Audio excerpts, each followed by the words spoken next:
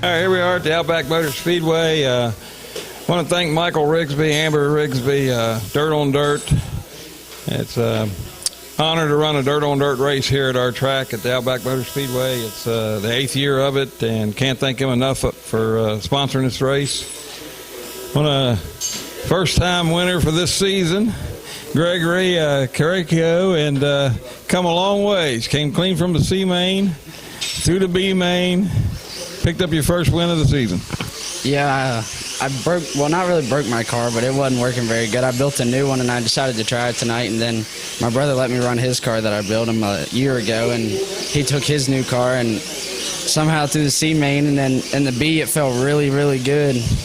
And then there in the feature, it just come to life, and I don't know what I did different, but hell, I like it. And I threw a little curveball. I went under complete track lights tonight for the second section. You had a nice white car, so that helped you out a little bit. Yeah, I know. When you turned all the lights off, I was like, wow, what a night to have the car I got, because if not, I might as well go ahead and pull off. If I was running my normal black car, there's no way I could have seen it. Well, I worked the track a little bit different today, and I don't think it came in with quite as much bite. I think it made a little bit better racing.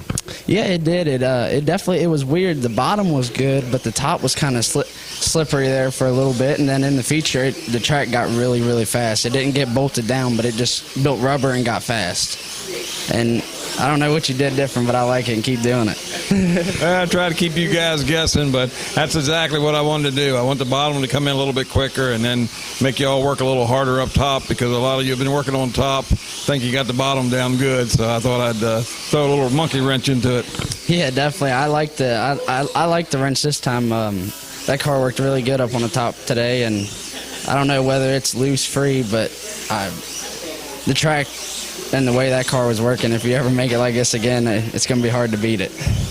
Well, you know, I think we got such parity in here, and it's starting to show. I mean, this is more winners than we've had in the first 6 races that we've had so far than what I think we've ever had. So congratulations. Glad to see you make it back to victory lane, and got some bigger ones coming up. I know you're looking for them. Yeah, for sure. Thank you guys for putting on the race. I want to thank Dirt on Dirt for sponsoring, of course, and yeah, hopefully we can keep the momentum rolling to the big races coming up. All right, man. Congratulations. Thank you.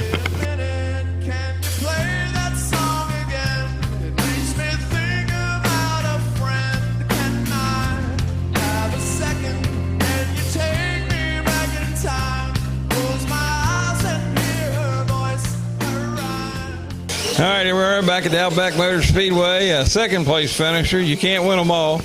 You're still staying right up there. You're still patting your points lead. I was telling Gregory, I threw a little curve in the track. What do you think of it? It was definitely different. It just, nobody really got away. Everybody stayed within. If you wrecked, that was your race. So there wasn't really no making up any laps. Everybody was so dead even. It was fun. I mean, it was definitely enjoyable. It's definitely, if you made a mistake, I mean, you better watch how many mistakes you made throughout the whole race. Yeah, I was telling Greg, I said, it's just showing what the parity is in here. I mean, you guys are just running around there, and it's one wreck is not making you just drop one spot. It's making you drop 5 or 6 spots, and then you're battling back, and then somebody else makes a mistake, and that leaderboard's just jumping around with you all right on top of each other. Yeah, a couple bad wrecks early. I wrecked right in front of the lap counter. Luckily, we didn't go over it, but if we would have done that, I think we would have probably finished about 7th. But yeah, you can't win them all. We try to, but you got to thank Kyle for the ride. You got to thank the sponsors. If it wasn't for you and the sponsors and Walter and Danny and Brent and just everybody, the whole organization, it wouldn't be possible. Well, we appreciate that, and don't be so somber. You just come off a big dream win. You got a 2nd place finish. I think you're doing pretty good.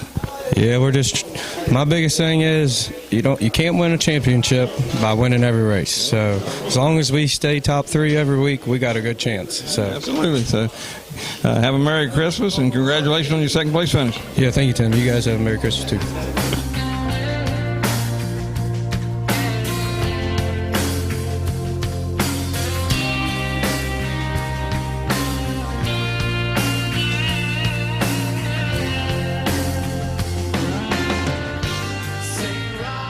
All right, here we are back with the 3rd place finisher, Brent Hoddle, for the Dirt on Dirt 400. Again, can't thank Michael Rigsby and Amber enough, the whole Dirt on Dirt team. I was telling them guys, changed the track a little bit. I wanted the bottom to come in quicker than the top. Evidently, it worked for me. But how was the track? I think the track was pretty good. I think it might have been a little bit snugger than what it's been through the center. But I don't know. You know, what people don't understand is what you do to the track, and you know, I maintenance a track and keep it clean, but I don't stand out here when you do your saw stuff. You know, as far as prepping it, and you do something different every week. So I mean, every week we come in here and we're chasing this thing, trying to figure out the cars. You threw me for a loop this week because I've been searching for a little extra forward bite, did a little bit to try to help it, and all of a sudden I had a track that I wasn't expecting, and I've been trying to pull forward bite out of my car. So that's just what makes it interesting in here. Yeah, and I told them that's the first time I went ahead and went under all the lights, just run the track lights. So I don't know if that changed anything, but you guys are just on top of each other. That's what we was all talking about. I mean, it's just one little mistake, you're dropping back to 5th or 6th. Somebody else makes a mistake, you're back up into 2nd or 1st. It's just you guys are so close, and this is the most winners we've had in this short of span in the season. That it's just showing what the parity is. Absolutely. You know, I come off a stellar season last year. I know I'm not going to have one of those again. I don't know wherever with the way this competition is going to have one of those. And start this year off, and up until last week, I hadn't even made a podium. So to get these podium finishes is special. Just to be able to beat these guys. I mean, these guys are tough. There's I don't know 15, 20 cars out here right now that are A-main winning cars, not counting all the ones that just make it in. So it's amazing. You know, I'm struggling a little bit focusing and seeing. I had a little bit of trouble this week. Then you go and turn the lights off, and boy, that wasn't easy. But you know, I'm not going to slouch here running 3rd. It's a great, you know, Gregory ran a great race. You know, he had a little issue in his heat race, I believe, changed cars, come all the way back through alphabet soup, won the race. He worked hard. Austin, them guys, man, they've been fast all year, trying to figure out what to do. I got to thank Kyle Hardy for building me a car. It's taken me a little bit to get used to this thing, but I'm getting her close. Me and Kyle's been talking about it, but it's just like you said, the competition here is just unbelievable. I would rival any slot car track in the country to have the type of competition we got going on in here. I know how many hours I spend on my cars a week. I mean, I got a team full of stuff, but I'm spending 2-3 hours a car every week trying to keep these things up to snuff to run and win these races, and that's just what's going on. I'm not the only guy doing that in here. No, it's showing. I mean, you know, it's you're lining up and you have no idea who's going to win. I mean, it truly is, and you all just running around there a lap off each other on the same lap constantly, rotation after rotation. I mean, it's got to be nerve-wracking. It is. We've raced real cars, and I've been more nervous trying to win a race in here than I ever was in a dirt car. It is. It's just amazing how tense it can get. You know, everybody's on their toes. It gets quiet in here, and we're running these A-mains, and we're running 20, 25 lap segments with ease and not having a yellow. And you got to be on. That's what I try to tell my team. I don't care what lane you're on. When that power cuts on, you got to be 110% until the power kicks back off. So, I mean, it's just amazing what things do in here.